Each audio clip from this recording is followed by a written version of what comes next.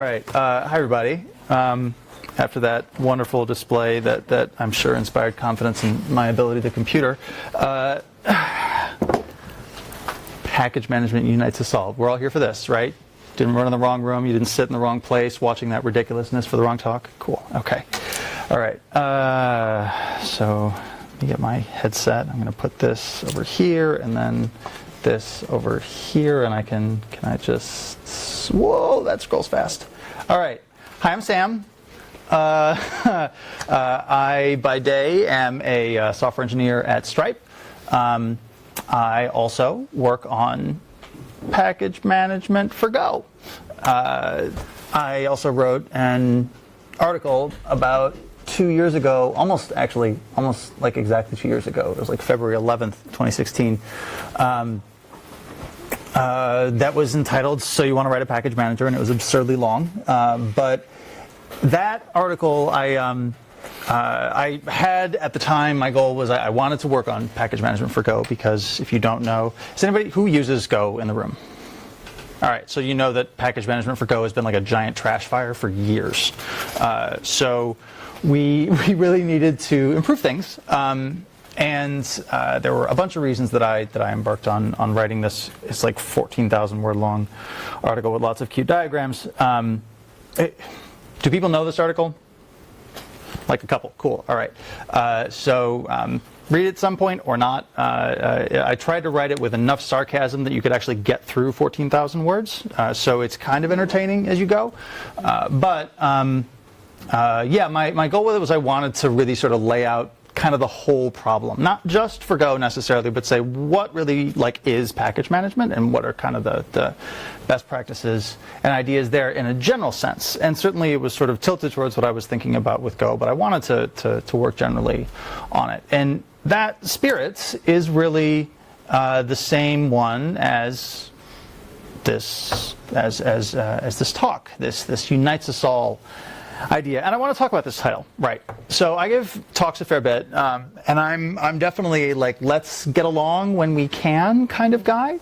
But this is one of the more kumbaya talk titles that I've given.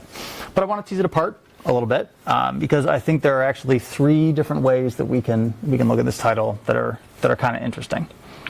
So the first possible interpretation of unites us all is there's this kind of an American idiomatic thing, so please forgive that, but there's this sort of pseudo-intransitive use of the verb unite, which is definitely not an intransitive verb, but it's interesting because it kind of refers to an experience that a group of people sort of share, and this is kind of a common thread that can be a foundation for camaraderie and relationships, but the connotation is passive.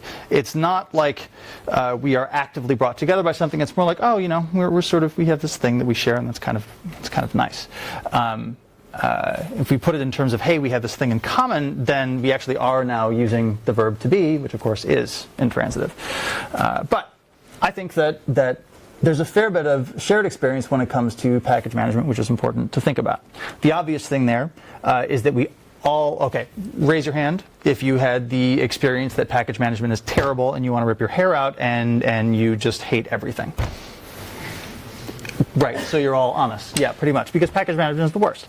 That's why we're here. So everyone has this experience, certainly. It's the easy one to point to. There's nothing like being in a foxhole with someone to inspire camaraderie. There is also something bigger, though, when it comes to the shared experience with package management that I think is important. And it's because of the way that package management is deeply tied into the process of creating software and the difficulties of creating software and all of the different unknowns that we are trying to deal with. So there's one sort of sense of unites us all. The next one is the sort of more standard definition of unite, right? It actually brings us together. This is another idiom, the ties that bind, but the things that bring us together, the things that bind us together. So in this sense, I think that it's interesting to think about in the context of package management, because package management is the thing that mediates and defines the relationship between people who work on software systems, at least to the extent that, our interaction with other developers is defined by our interaction with their code, and like, let's not push that metaphor too far because it gets kind of weird. But at least at a basic level, you know, a fair bit of the time I'm interacting with other people through the code that they have published, and I'm doing that in a way that's mediated by my package management tools. So an important boundary in modern programming languages is the boundary established by package managers. And this talk is going to be somewhat slanted towards language package management, but I am actively trying to move away from that and sort of generalize, as we'll see. I'll come back to that. But certainly, language communities are strongly defined by the package managers that they have.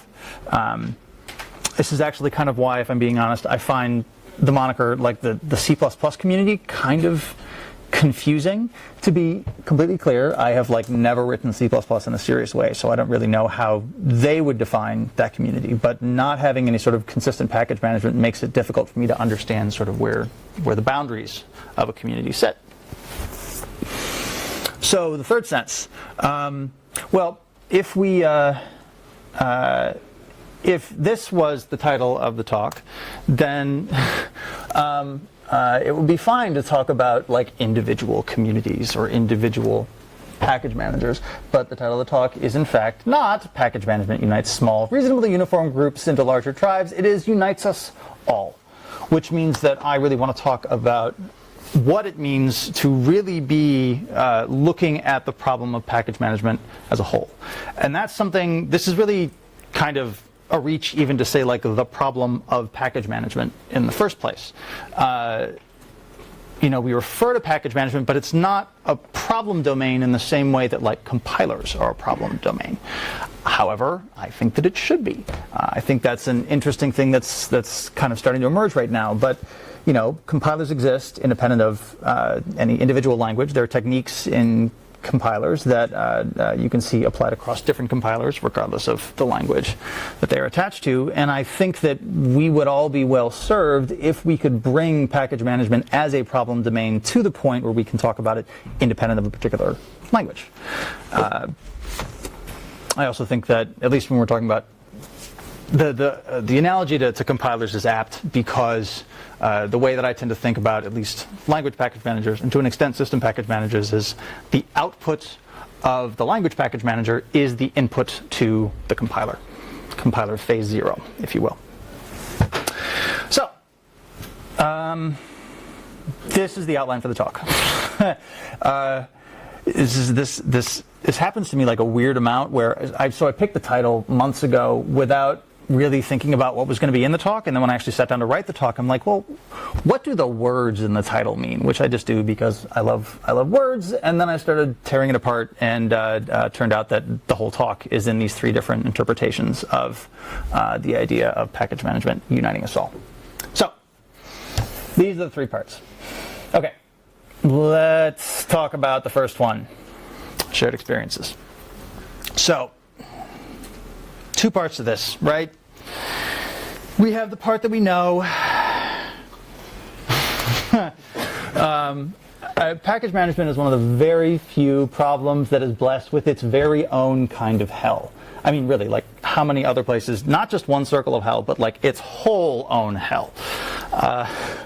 The particular brand of hell, a lot of it has to do with what happens when there are shared dependencies in a system. You know, we've got A and B, and both of them depend on C, and there is just a knockdown, drag-out fight between A and B as to what versions of C will work with both A and B.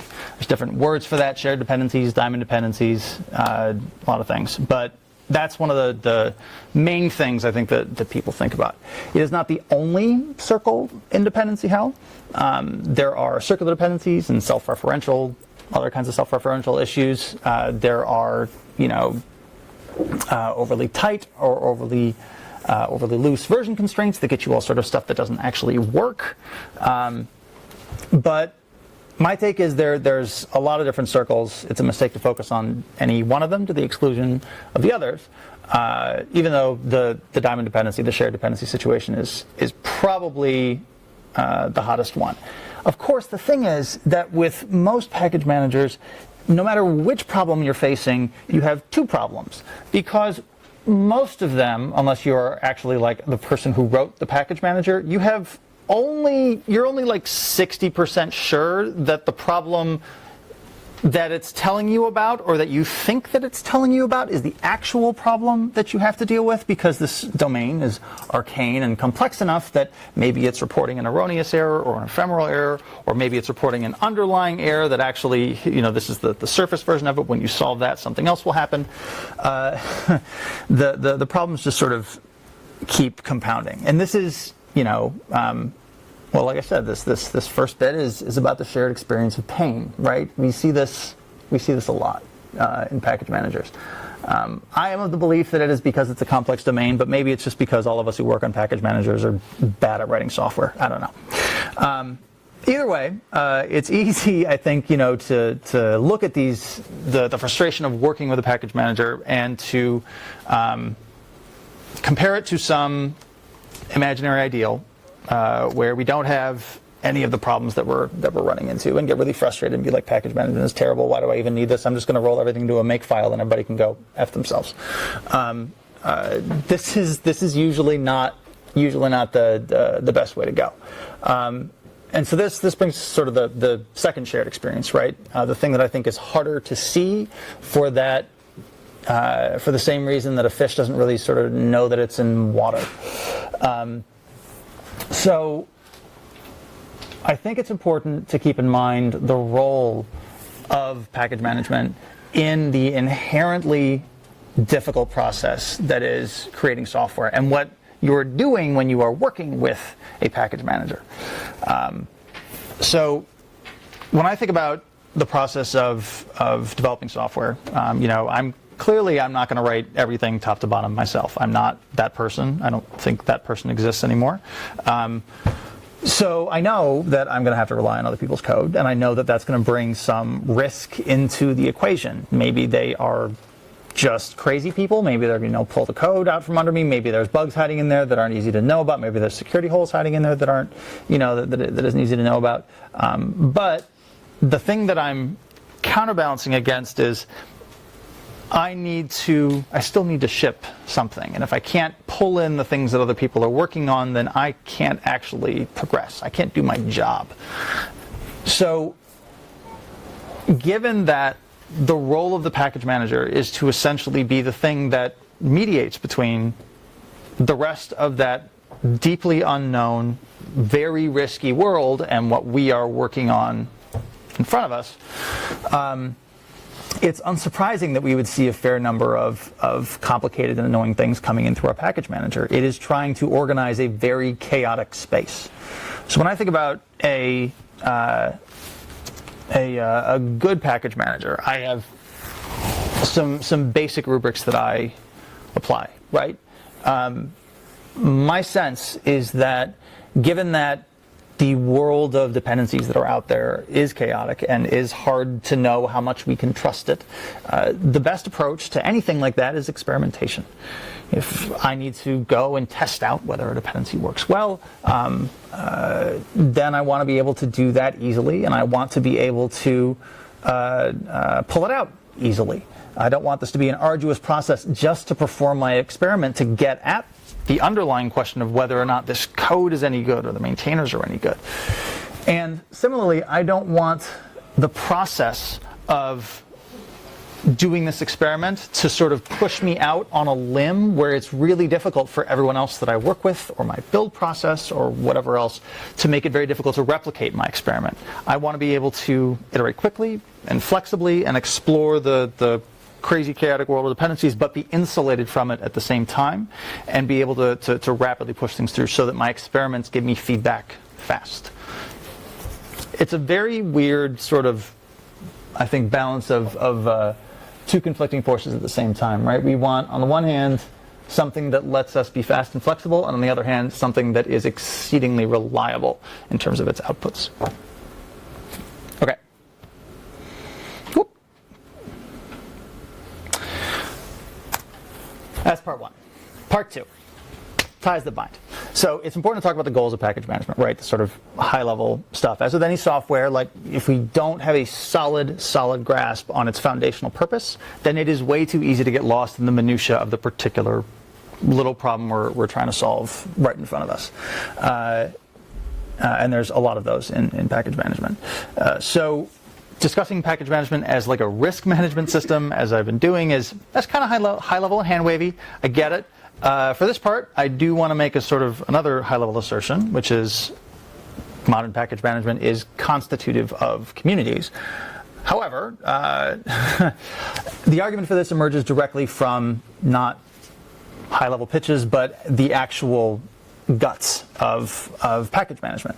So if you were really annoyed at all the abstract hand wavy talk, you can wake up now, because I'm actually going to talk about like things. And we're going to start from the beginning.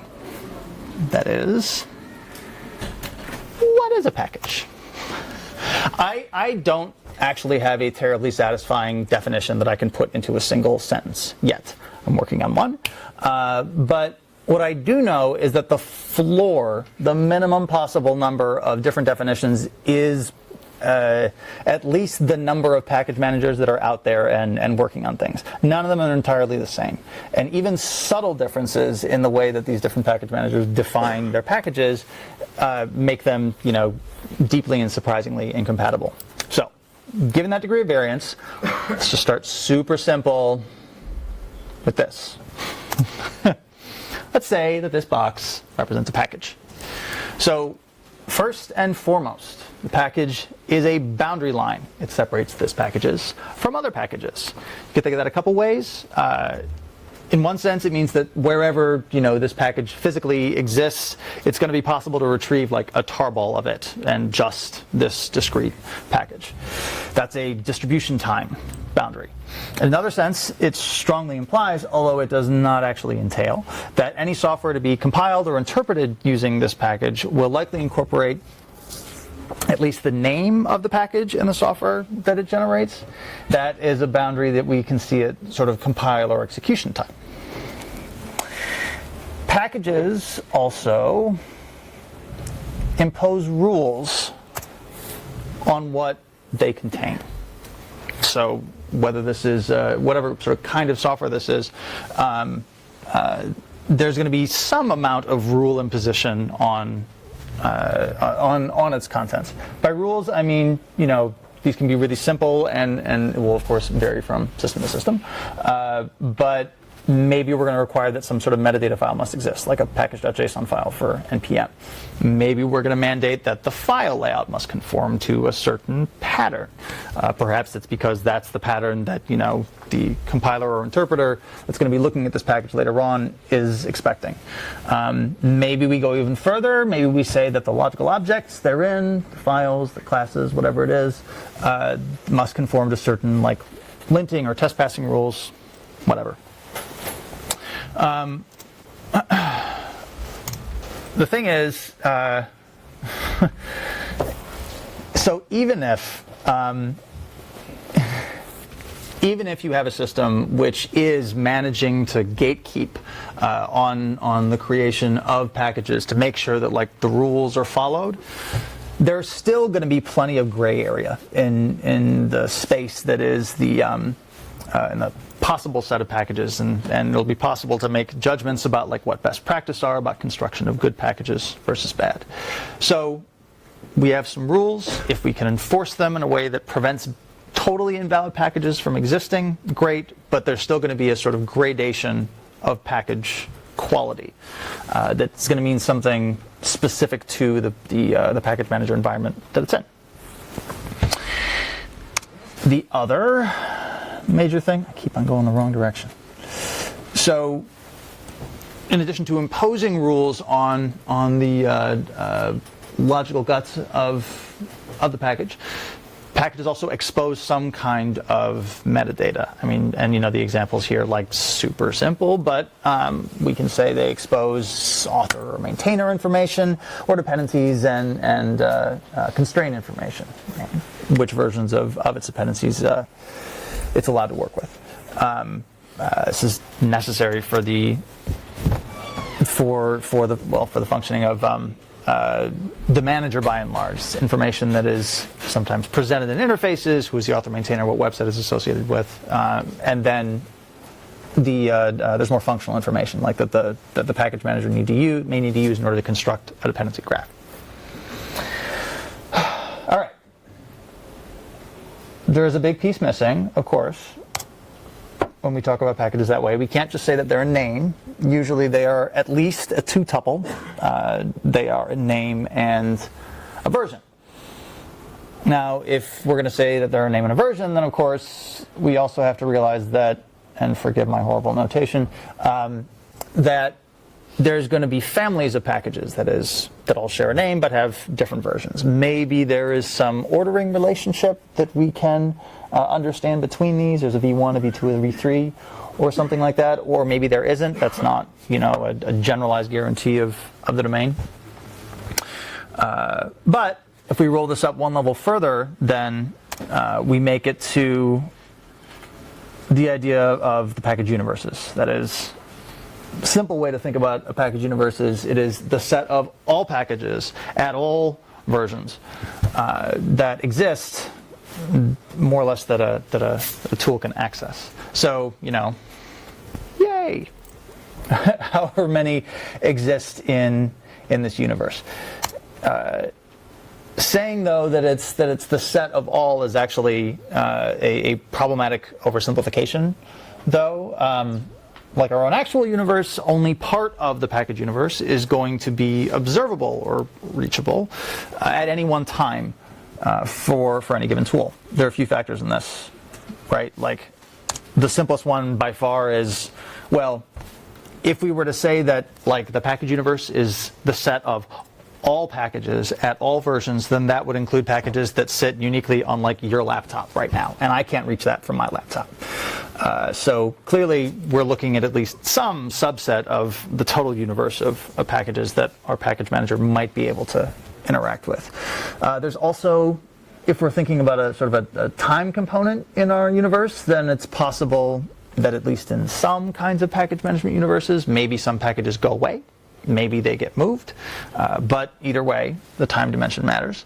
And then, yeah, the metaphor kind of breaks down, but so the way that you constitute the universe really matters. So for system package managers and most language packages, most systems, they have some kind of central or perhaps distributed registry or repository that actually is like the set of packages, right?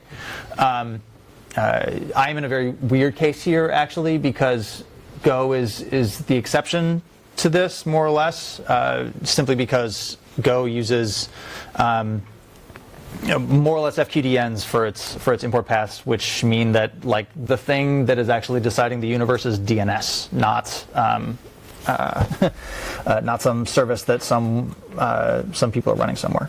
But for the most part, if we're saying that there is a registry or repository that is out there which is capable of taking a name and mapping it to an actual like physical package object, as soon as we say that there's a registry, then we're going to accept that, well, maybe there's like one public registry or a couple of public registries. But then there's also going to be the possibility of private registries or maybe like ancillary additional public registries.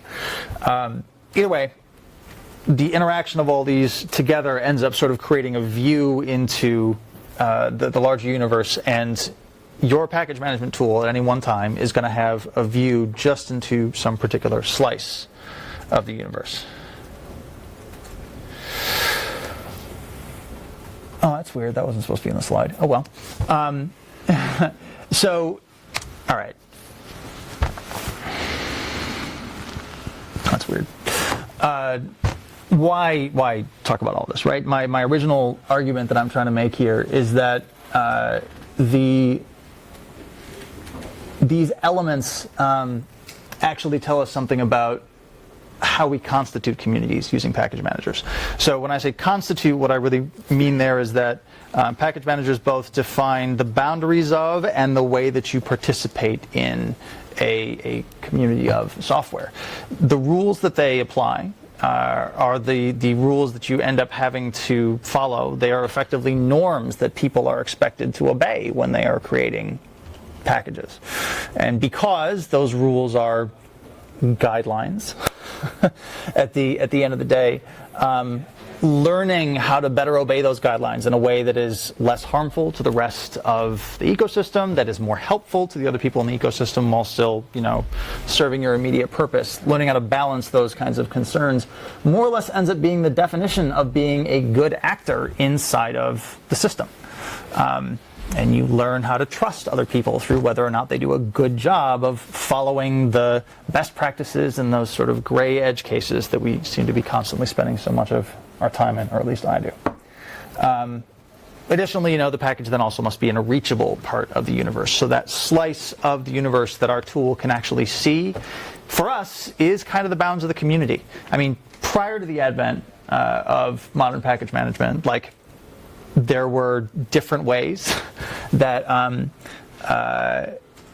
I guess you just curl down tarballs all the time, and that was fine, and you were used to doing that, and you stuck it in a makefile, and it was cool. But once the automation of package management came into play, that's just not how we do things anymore, for the most part. So the package management tool's ability to reach something really sort of ends up, for most purposes, determining whether or not this thing is kind of in or out of the community. All right. I don't know why that was in there. One last binding tie. History. A little bit of a story. So, a few years ago, I started a deep dive down the rabbit hole that is proof and correctness in software. I have no CS background, so this turned out to be quite the trip. And I am still super much just a dilettante with all of this. I've never cranked out a TLA plus proof, or even written things in Eiffel or Idris. But I came to a question that I think is a pretty normal one for people who've been down this rabbit hole. Who here is familiar with, just software correctness in general and proofs and such and things that go on with it? Okay, yeah, it's a super fun, super weird rabbit hole, and it gets super confusing super quick. That's lots of supers there, but it's because you kind of come to this question here, right? Which is the title of this paper that the legendary Tony Hoare wrote. Because as soon as you start looking at the idea that, wait, it's possible in the first place to construct a proof that tells us that the software does what we think it does, there can't be bugs. There's this there's a great quote from Dijkstra about tests do not prove the absence of bugs in a program, only their presence. This is always sort of the space that you haven't explored yet. With your tests is where all of the craziness and the risk is. And the only real thing that you can do to deal with that space is proof. So for a long time in earlier history of computer science and software engineering, it was believed that, well, of course, we were going to use mathematical proof in order to be sure that our systems were correct. And Tony Hoare, of course, won his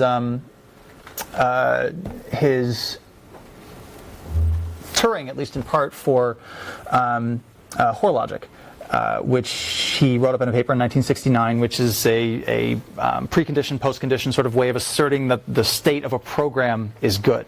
That's now been kind of codified into Eiffel that I mentioned before. Super interesting. Anyway, kind of getting off topic. But he wrote this paper in 96. He's like, all right, so I've worked on this for 20 years. And how is it that we built an entire software industry which seems to work despite the fact that we have only explored the tiniest little set of paths of the things that our programs could do, and it seems to be good enough. And it's weird. The answer to this question, basically, is software engineering. It's a super profoundly unsatisfying answer. There are a lot of way stations on this rabbit hole, and seriously, it's fun to jump down. But in some way, we've made software sufficiently for some interminably, infuriatingly imprecise definition of sufficient, reliable enough through the craft of software engineering itself, writing tests, doing incremental changes, modeling things, formally and informally, and then, crucially, bringing us back, isolation and modularity. Right? If you look back over the history of software, the idea of modularity has not always been a thing. It's so familiar to us now. It's, again, one of these sort of fish and water type of things. But prior to the advent of compilers and higher level languages, that could do fancy things like stitch files together. We didn't really have the capacity for modularity. So also in the 70s, there were sort of two major things that were happening. On the one hand, we had structured programming coming around. This was Dijkstra and Hoare and a couple of other people, but the basic argument there was we need to get away from goto and jump, and we want to move towards subroutines and blocks and loops, the sort of primitives that we are familiar with in a lot of modern programming today. And at the same time, there was also modular programming, which was sort of co-emergent with structured programming. The big things emphasized here were separation of concerns and information hiding. Now, for the most part, modules are not necessarily themselves functional objects. We could, again, there's a little rabbit hole with wait, what's the difference between a module and a function? Both of them hide information. I can't even say that modules aren't necessarily functional objects. For the most part, though, they are sets of functional objects. You can yell at me about standard ML later. It's totally fine. But the reason that all this matters, right, is because the presence of modules. John Regehr is a computer scientist at the University of Utah. The presence of modules, when they are organized well, it makes the total size of the software almost irrelevant. We can focus on just the little piece that we are actually working on. And if you look at this and you cross your eyes a little bit, it really starts to sound an awful lot like packaging as well. Packages are also generally non-functional objects. They're containers around functionality. The point here is to say that I'm trying to stitch it all back together to say we've got a whole lot of different logic that we drop into the bucket that is packages, and we have some rules that we sort of enforce on it from the top, right?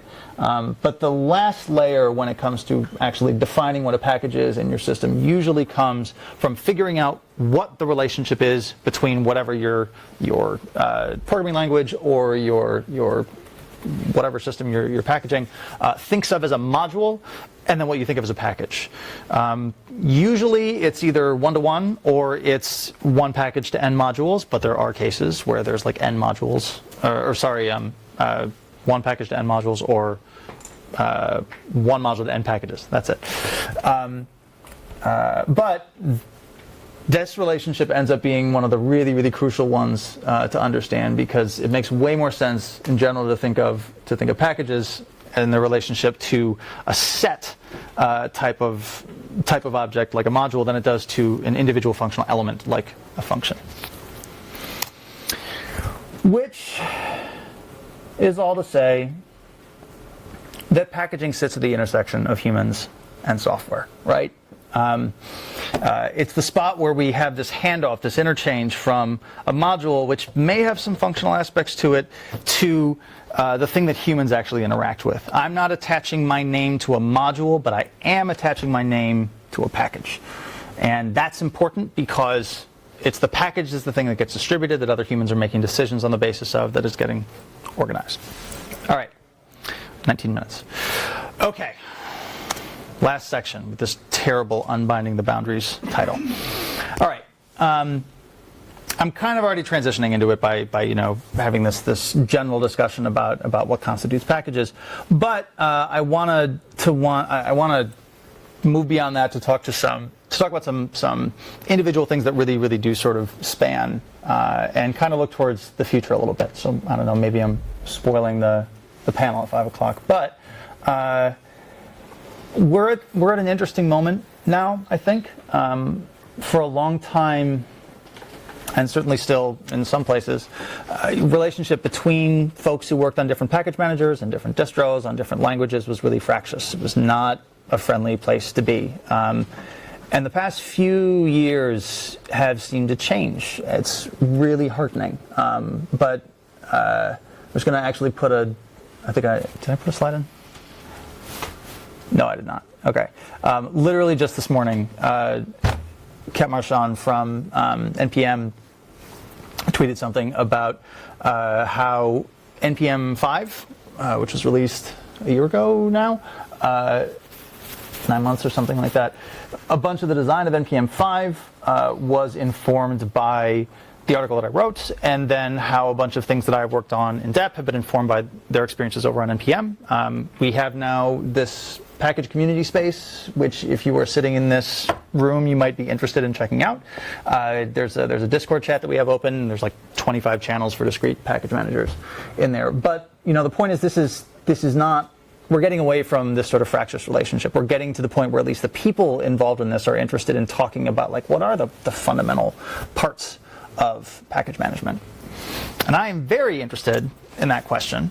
And what I have come to is that one of the first things that we actually have to do is define a taxonomy of package management if we want to be able to grow this into some kind of compiler-esque, language-independent, system-independent domain.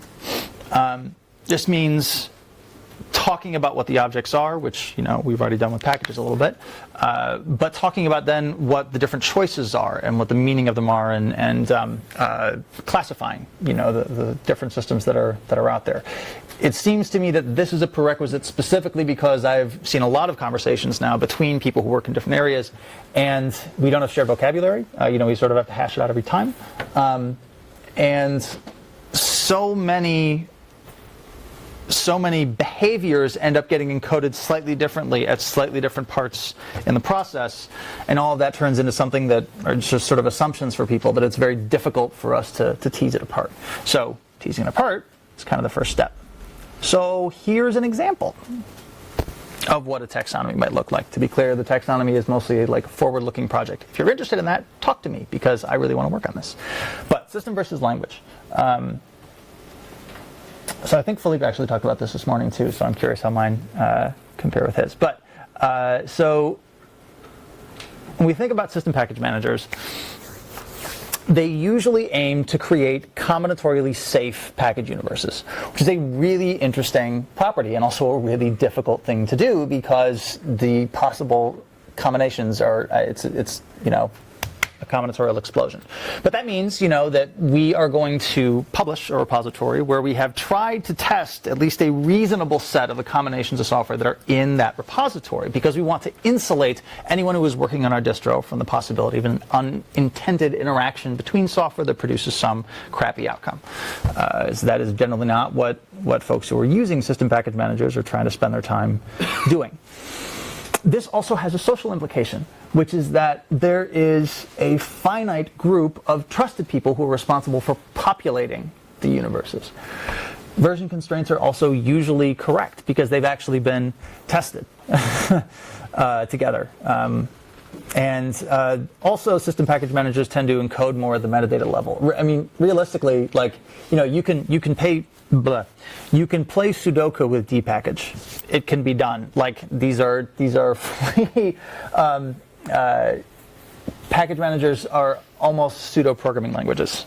They are pseudo-programming languages in many cases. And because system package managers are so interested in general in keeping the contents of the package opaque, they tend to encode more information at the metadata level. That's where they put stuff.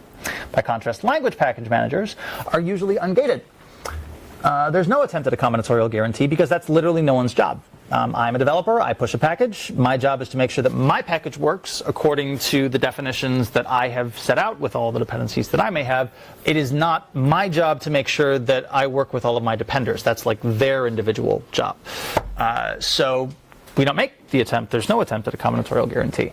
Version constraints then are usually optimistic because we want to say, well, I'm publishing this now, but maybe I leave it, and I don't want to say that my stuff only works with this current published version of my dependency. Maybe it'll work. It'll probably work. Semver's supposed to help with this. Hand wave. It'll probably work with future releases of it, at least within this range. So I'll leave that constraint open so that I don't create a pain in the butt for anybody who is using my software 3 years from now when a whole bunch of new versions of my dependency have been made and it's trying to reconcile with somebody else.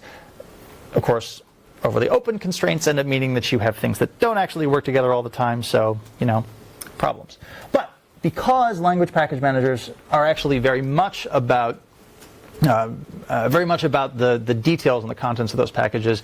Very often details may flow through from the contained packages symbols and be used in the work that the package manager does. Actually, I should not say very often. I should say it should happen more often. Contrast this to a system package manager where they're going to try to encode that as metadata as opposed to inspecting the actual contents of the package. Encode as metadata as in a maintainer decides that the package has some property and sets it as additional metadata. It's not inferred from any sort of analysis of what is in the package itself.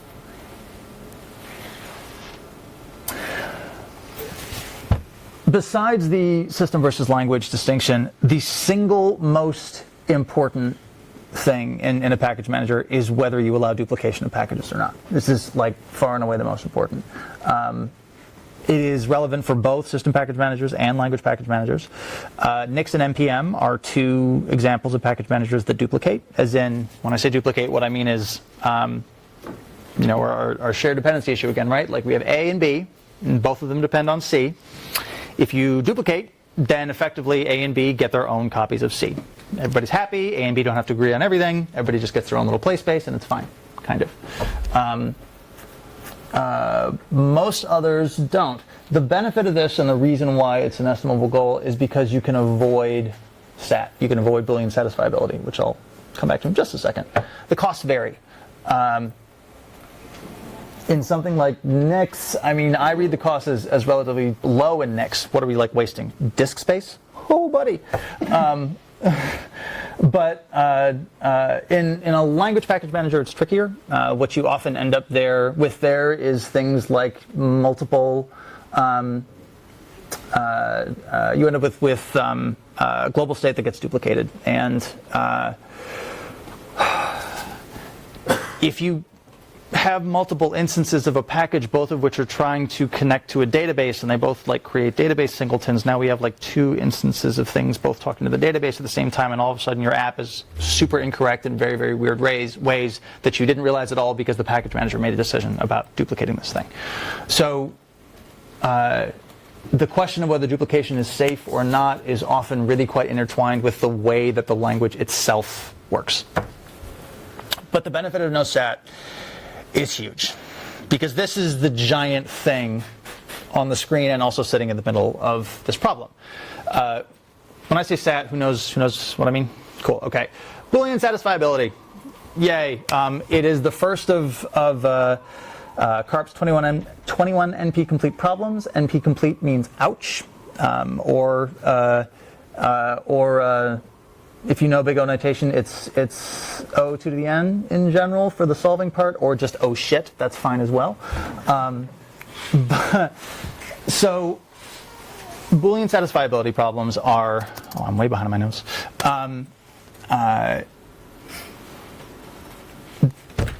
They are problems which take sets of Boolean propositions and try to work out a combination of values that actually satisfies all the requirements. It is a tremendously difficult problem to solve, at least generically, and there's a whole field of research dedicated to it. In fact, until about, I think it was 50s or 60s that CARP articulated Boolean satisfiability, and it wasn't until the late 90s that they figured out a technique that actually made it computationally feasible to solve anything more than the smallest trivial problem.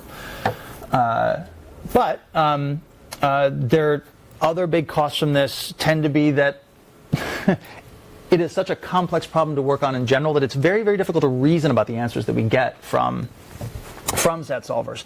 There have been plenty of cases where some really, I don't know about plenty, there have been at least some cases where some just wonderfully well-researched PhD thesis made some improvements to some SAT solver, and it appeared to work, and then 3 years later they figured out that none of the reasons why that wonderfully researched thesis thought that it was improving things were actually accurate, and all the PhDs just cry about it.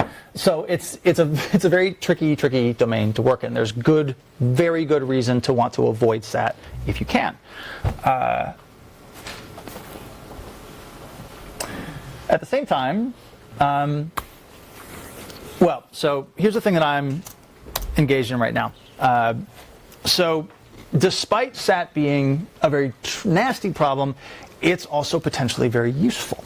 That's the reason it's so nasty. Now, the reason that we end up at SAT is easy to explain if we're just looking at version numbers.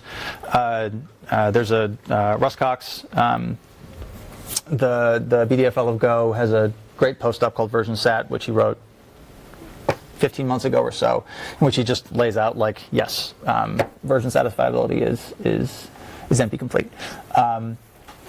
But we don't just have to be looking at version numbers. We can also encode like deeper language rules as